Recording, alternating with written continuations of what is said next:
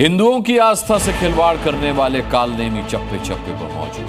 ढाबे हों या दुकान हो, रेस्टोरेंट हो या सनातनी आयोजन हो, ये लोग भेष बदल कर आपके बीच आते हैं और आपकी आस्था को अपमानित करते हैं। ऐसा ही एक मामला मेरठ से सामने आया है, जहां एक कट्टरपंथी भगवा चोला पहनकर सालों से हिंदुओं को ठग रहा था। रियल लाइफ के इकबाल कादरी को आप सबने देखा होगा, लेकिन रियल लाइफ का इकबाल कादरी मेरठ के दौराला इलाके में छिपा बैठा था।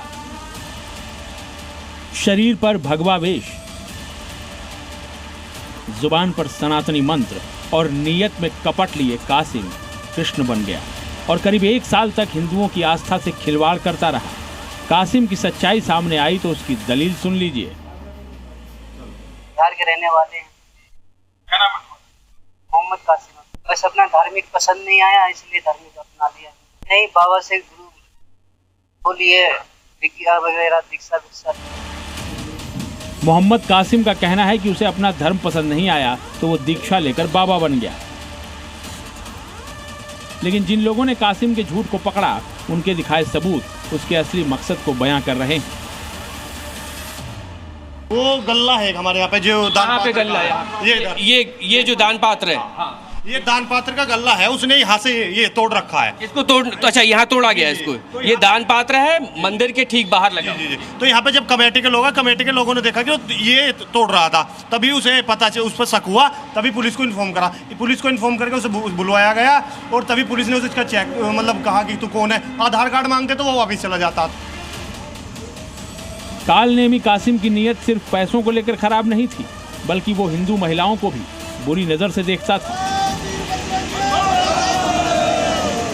कोई जब वो महिलाओं के सामने यहाँ पे जब महिला आती थी, जब अपने कपड़े वपड़े निकाल लेता था, फिर बदतमीजी, हम 1-2 बार पकड़ा भी उसको, बच्चों को शक हुआ।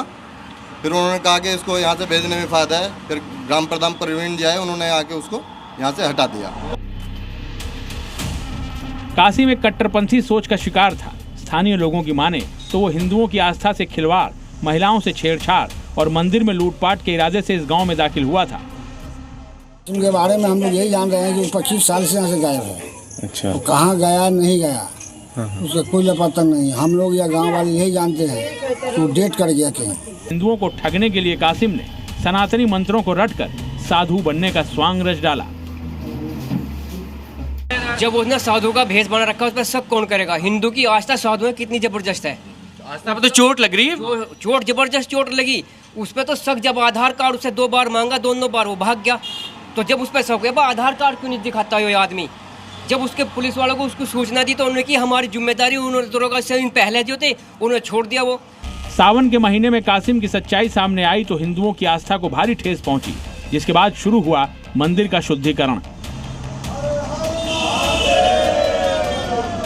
और यहाँ पर अब शुद्धिकरण किया जा रहा है, क्योंकि पिछले लंबे समय से यहाँ पे रह रहा था और इसकी वजह से जब लोगों को जानकारी हुई, आसपास के लोग, हिंदू संगठन तमाम यहाँ पर पहुंचे हैं। और अगर आप देखें तस्वीरों में तो यहाँ पे शिवलिंग का शुद्धिकरण किया जा रहा है। पूरे मंदिर में इस वक्त शुद्धिकरण की जो प्रक्रिया है वो की जा रही है मंत्रोच्चारण के साथ। यहाँ पर इस गर्भगृह में आप देखेंगे तो ये तस्वीरें यहाँ पर निकल के आ रही हैं। कासिम की सच्चाई सामने आने के बाद से हिंदू संगठनों में आक्रोश है। साथ ही प्रदेश सरकार से मांग की जा रही है कि मंदिरों के वेरिफिकेशन के जरिए ऐसे कालनेमियों का पता लगाया जाए। तू कहाँ का पुजारी है? तेरा बाप अगर मौलाना है तो तेरा क्या मतलब हमारे मंदिर में? तू मौलाना मत, मस्जिद का मौलाना मत, क्या मतलब हमारे इस तरीके? प्रदेश के मुख्यमंत्री जी, मेरी आपसे मांग है, उत्तर प्रदेश के अंदर जितने भी जो है मंदिर है हमारे, उन सब का वेरिफिकेशन होना चाहिए। क्योंकि ऐसे तो कांवड़ यात्रा में एक बहुत बड़ा बवाल ये व्यक्ति करा सकता था। और इसके पास जो यहाँ पता लगा कि मिलने जुलने वाले जो लोग आया करते थे वो संदिग्ध थे। फिलहाल कासिम कानून के शिकंजे में है। कट्टरपंथी कासिम पर धोखाधड़ी, धार्मिक भावनाएं आहत करने और चोरी की कोशिश के मुकदमे दर्ज किए गए हैं।